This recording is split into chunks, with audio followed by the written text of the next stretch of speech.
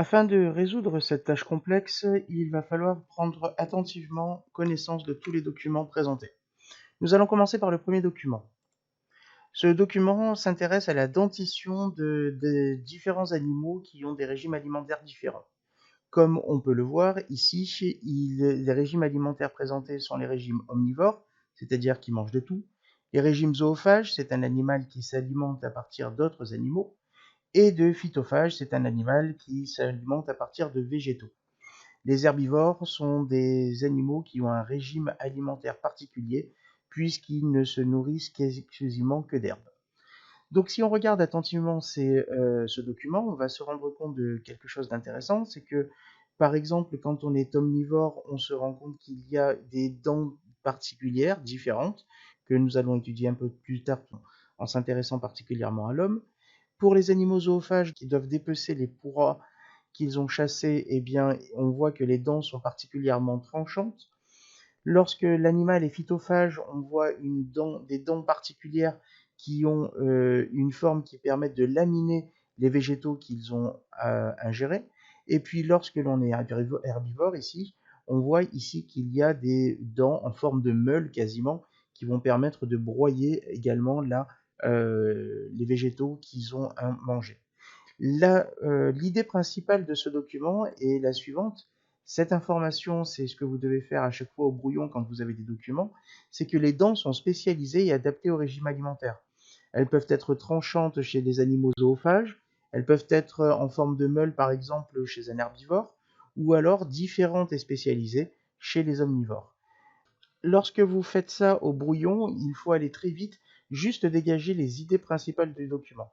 J'en profite pour faire une petite parenthèse sur la dentition, ou plutôt la denture chez l'homme. Voici ce que l'on appelle un panorex. Un panorex est une radiographie des dents d'un individu.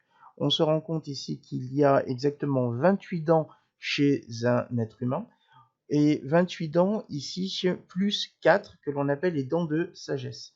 Donc les dents de sagesse apparaissent à partir d'un certain âge. Elles peuvent sortir chez certains individus, comme elles peuvent très bien ne pas sortir.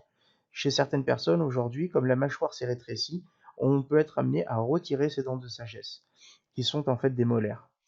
Vous voyez également ici que ces dents ont une particularité, une fonction différente, puisque on voit très bien que les incisives ont le rôle de pouvoir découper les aliments que l'on consomme, les canines également à déchiqueter, elles sont particulièrement pointues, les prémolaires et les molaires servent à broyer et donc à mâcher les aliments que l'on a consommés.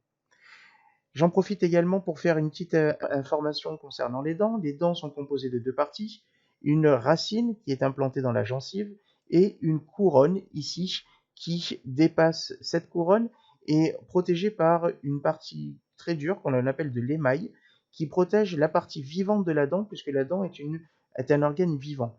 On le voit bien, il y a à l'intérieur ici au niveau de la pulpe des nerfs et des vaisseaux sanguins qui innervent cette dent.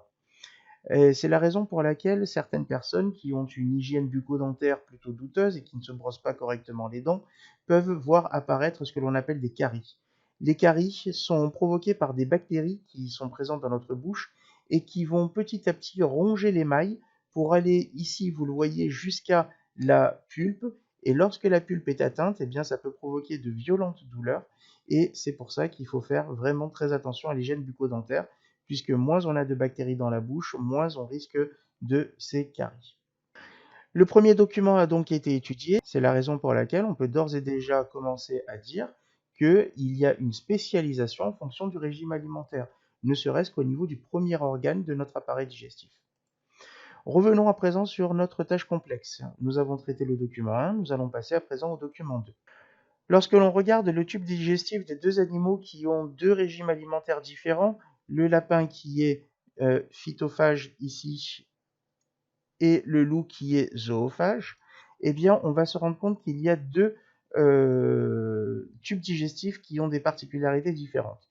Ici, on voit que le tube digestif chez le lapin est déjà beaucoup plus long, notamment au niveau de l'intestin grêle, qui est beaucoup plus long chez les animaux phytophages que chez les animaux zoophages. C'est la première chose.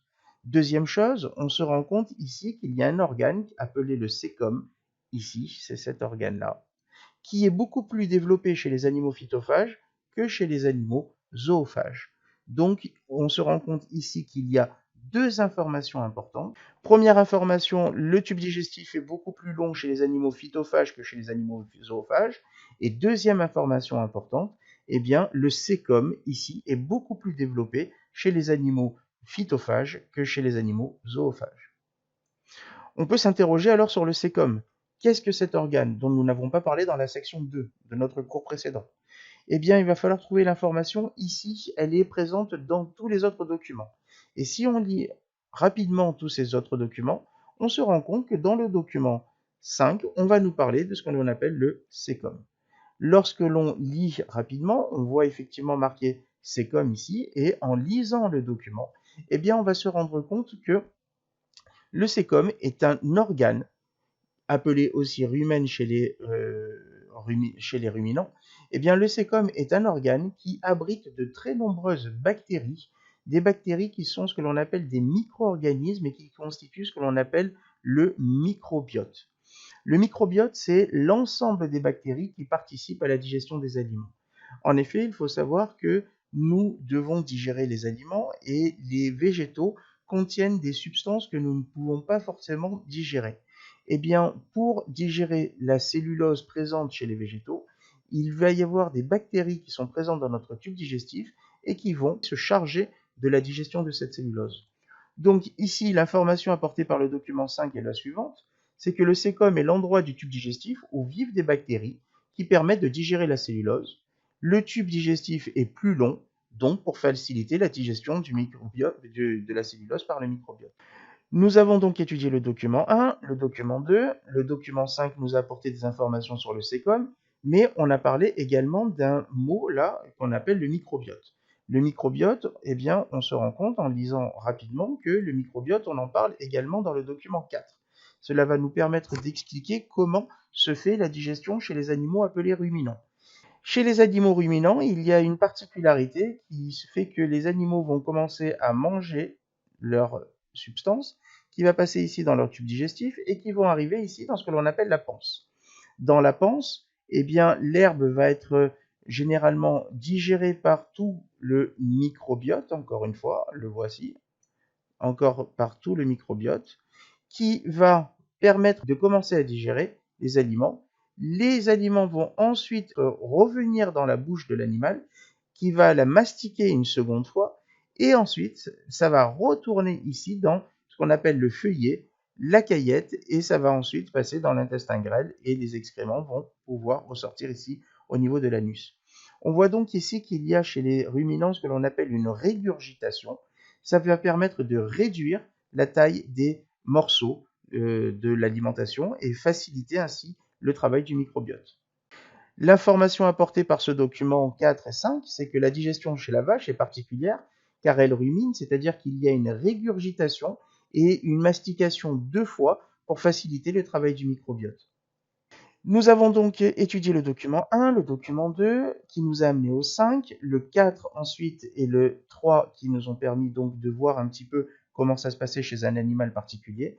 Et nous avons à présent plus que le document 6 à étudier.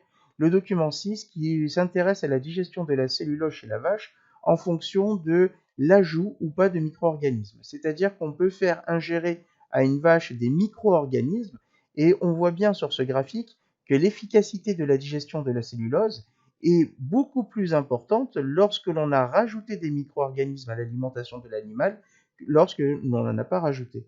L'information donc importante ici, c'est qu'avec plus de micro-organismes, la digestion de la cellulose par les vaches est beaucoup plus efficace.